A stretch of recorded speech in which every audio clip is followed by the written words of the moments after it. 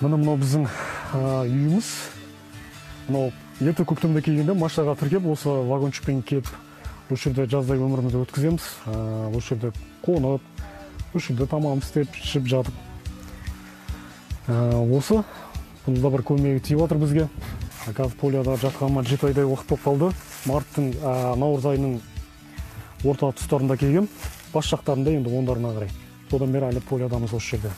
Жалпы бұл диқаншылыққа келмес бұрын, екпес бұрын алдында мектеп бітіргелі әртүрлі салада жұмыс істедім, стройка болсын, әр нәрседе. Сөйтіп осы кейінгі уақыттарда осыдан 10 шақты жыл бұрын диқаншылыққа бет бұрып, егінеге бастадым. Халықтың сұранысы осыған күніге сұрайтын тағамның бірі осы болады ғой, жаңағы қияр мен қызанақ.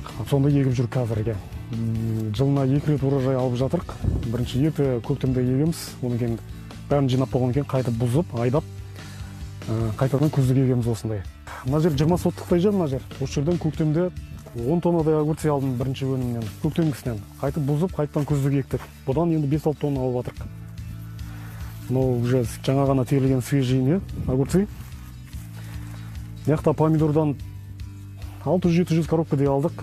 Ауылдың адамдары бар, кішігірім жаңа дегендей көмекке шақырып, ақысын беріп, солай көмектесіп жіберіп, үлгермей жағын. Мына көктемде еккен кезде көшеттерді қондырсады, шабығын шабысады, терседі. 2015-те үйлендім. Қасымда көмектесіп жүріп бірге. Бұны кішкене бала шағамыздай қараймыз ғой, мына көшеттен кішкене дәннен бастап еккеннен қалтаға өсіп, жетіліп, қашан өнімін беріп, не істегенше бір уайым болады бұлда. Уайым емес, білесіздер бұлда. Уайымнан пісе замайды. Ол да қазір шет жағасын түсініп алды бұнда, не керек, не беру керектігін. Былайша айтқанда жақсы қолғабыс болып отыр ол кісіде. Тамшылатып егіп жатыр мына теплицаның ішіне былтырдан бері. Бұл тамшылатудың кәдімгі арықтан еккен егіннің ерекшелігі бұлай суға қару әдісінің. Бұған керекті өзіне осы мына қиярға керекті витаминдерді бере аласыз, дәрілерін бере аласыз осының түбінен, тамырдан сол ерекшеліктері. Көп пайдасы бар, суды экономдайды, үнемдейді. Мына жылыжайға еккен себебіміз ерте бастан баға қымбаттау кезінде егіп, қымбаттау кезінде сатып алдық та, одан кейін күздік қайтадан ектік. Мынау біз ағын сумен суғарамыз. Ағын су тоқтаған кейін мына жерде мына құдықпен суғарам. Мына құдықты қазып алғам өзім. Тұщы су шығып тұр, таза тұщы су. Өзіңіз қаздыңыз, иә? Өзіміз қаздық, өзім қазып, мотор алдық, мотордан кейін осы немен су суырып, байғап суғарамыз. Қиярларымызды, теплицамызды. Тұщы су шығып тұр, тап-таза әдемі. Арықтағы су тоқтағаннан кейін осыны тұтынып жатырық. Огородымызды осымен суғарып жатырық, ішіп те жатырық, таза су. Баламның енді осы пейнеті ғой, енді бұны істемегенде бұндайлар болмастайды. Әйтеуір ала жаздай еңбек қылды. Соның рахатын көріп отырмыз енді. Еңбек етпесең бұның бәрі болмайды. Еңбектің арқасы осы баламның бәрі. Балам мінезі жақсы, келінім де жақсы. Бұрыннан еңбекқор. Осындай пейнеткіш ғой әйтеуір. Бәрі келеді қолынан. Әйтеуір бақытты болса болды маған. Анаңыз да риза болып жатыр екен. Негізі аптап ыстықта, күн қайнап тұрғанда, мынадай ашық жерде еңбек қылу, нағыз сіздікі ерлік. Оның жанында әйеліңіз де көмек көрсетіп жатыр. Қолғабыс көмектесіп жүреді қасымда. Қиын емес пе? Ана вагонның ішін ойлап қоям. Қайнаған күн ананың іші де қайнайды ау. Қайнайды ғой, оның ішіне барып бір демалайын десең. Сыртта да тал бар, сол жерде демаламыз. Қасымда арық бар, ағын су ағатын. Шомылып аламыз десеңізші. Шомылып аламыз, одан кейін жамбыздай су бар, құдықтан тартылып жатқан. Негізі бірыңғай қияр егесіз, е? Бұған дейін немен айналыстыңыз тағы да? Бұның алдында ең бірінші диқаншылықты мақтадан бастадым, мақта егуінен.